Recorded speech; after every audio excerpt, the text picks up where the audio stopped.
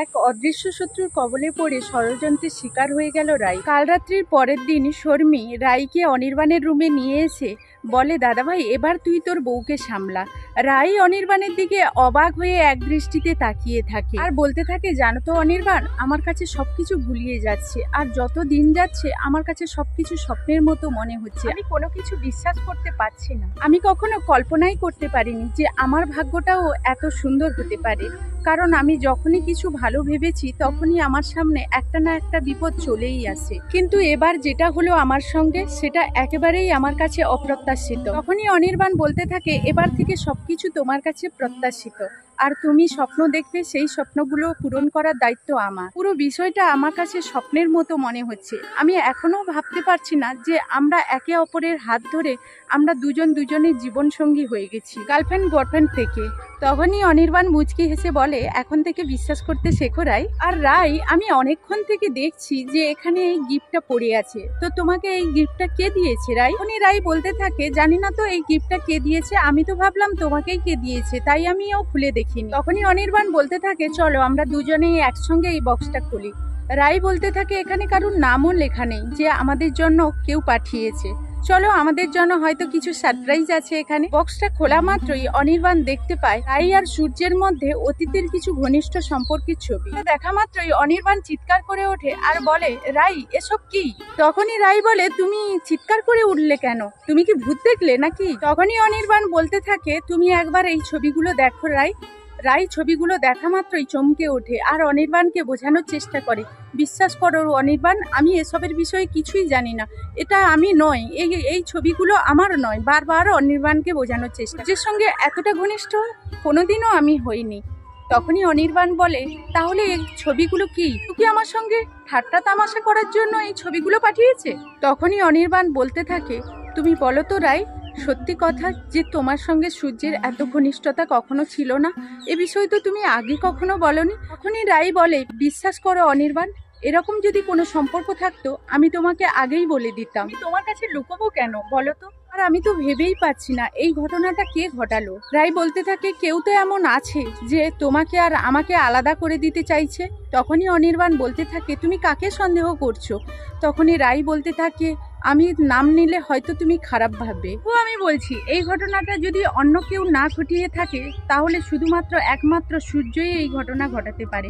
কেন জানি না মনে হচ্ছে সকাল থেকে সূর্যের উপরে আমার ভীষণ সন্দেহ হচ্ছে। অতীতের কিছু ঘটনা নিয়ে ও আমাকে ইঙ্গিত করছে, সকলের সামনে অপচস্ত করার চেষ্টা করছে। তুমি প্লিজ বিশ্বাস করো, আমি একেবারের জন্য এই ঘটনার সঙ্গে জড়িত নয়। তখনই অনির্বাণ বলতে থাকে, রাই আমি তোমাকে কোনো দিনও অবিশ্বাস করব না। যে বা যারা তোমার আর আমার মধ্যে সম্পর্ক ভাঙার চেষ্টা করছে তারা কখনোই সফল হতে পারবে না। চলো বন্ধুরা, আমার ব্লগ ভিডিওর সঙ্গে কি করি না করি দেখতে থাকো।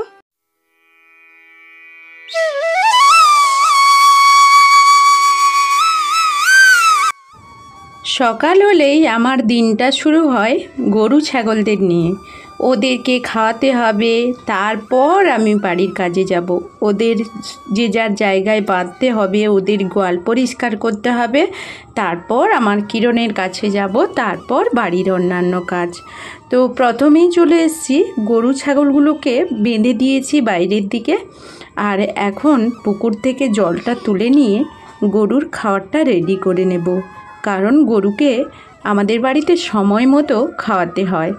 প্রথম থেকে অভ্যেস হয়ে গেছে, তো তাই দেরি হলে মনে হয় যেন আজকের গরু খেতে পেল না। তাই আজকে প্রথমেই সকাল সকাল উঠে পড়ে চলে এসেছি। আর কিরণ সোনা এখন বিছানায় ঘুমিয়ে আছে। ও যতক্ষণ ঘুমিয়ে থাকবে ততক্ষণ আমার কাজ করতে সুবিধা। তোমরা এখন বুঝতে পারো না, এখন সকালবেলা উঠলেই দেখি না কুয়াশা পড়ে আছে।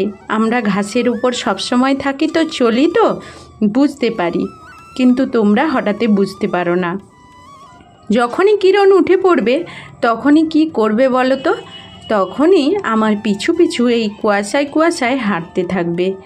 আর এখন কয়েকজন বাড়িতে চলে এলো, কিরণের বাবার দোকান খুলতে দেরি হচ্ছে। আর বৃষ্টির পর আজকের কিন্তু আকাশটা একেবারে ঝলমলে হয়ে রোদ বেরিয়ে পড়েছে। পরিবেশটা এত ভালো লাগছে তোমাদের কি বলবো। তো যে জিনিসটা মানে কি প্রত্যেক দিন হয় সেটা তো ভালোই লাগে না। তো যাই হোক, মাঝে মধ্যে বৃষ্টি, মাঝে মধ্যে শীত, মাঝে মধ্যে গরম, সবটাই মিলে সবটাই ভালো লাগে। আর সবটা না হলে মানুষ অসুস্থ হয়ে পড়বে। তো যাই হোক, গরুটা এই যে ঘাস খাচ্ছিল, তো ওকে টেনে নিয়ে এলাম, ওকে এখন খেতে দেব। ওদেরকে খাইয়ে দিয়ে আমি কিন্তু যে একেবারে বাড়িতে চলে যাব তা নয়, ওদেরকে খাইয়ে দিয়ে ঘাস কাটতে হবে, গোবর পরিষ্কার করতে হবে, ঘরবাড়ি ঝাড় দিতে হবে, অনেক কাজই থাকে সকালবেলা। আর জানোই তো গ্রামের মেয়েদের একটু বেশি কাজ থাকে সকালে। তো যাই হোক, এখন কিন্তু গোবরগুলো পরিষ্কার করে নিচ্ছি।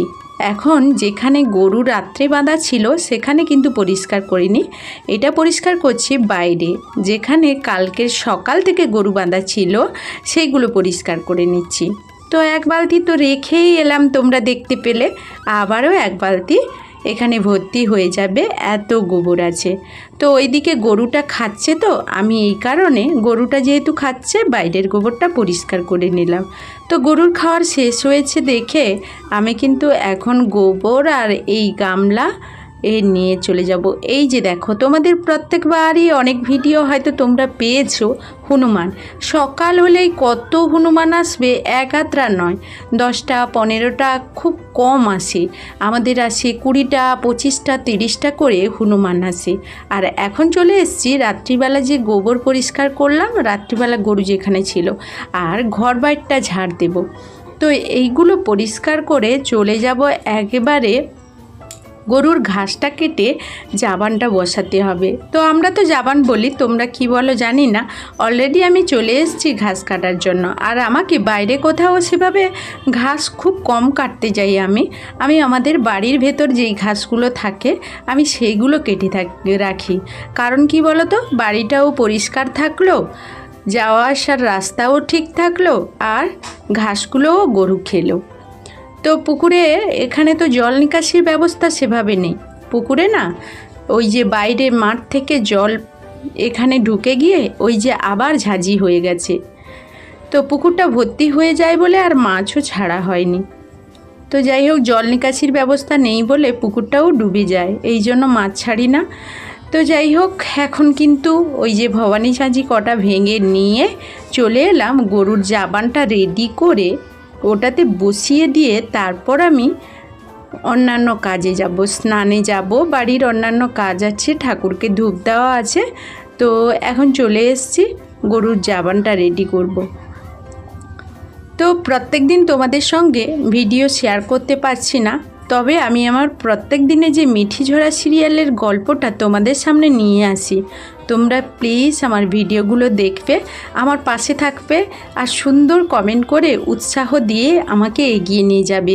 এই জগতে, এই যেখানে আমরা ইউটিউব প্ল্যাটফর্মে দাঁড়িয়ে আছি, সেখানে শুধু একটাই জিনিসের প্রয়োজন, টাকা পয়সার নয়, অনেকটা ভালোবাসা, অনেকটা সাপোর্ট, আর গুরুজনদের আশীর্বাদ, ভগবানের আশীর্বাদ।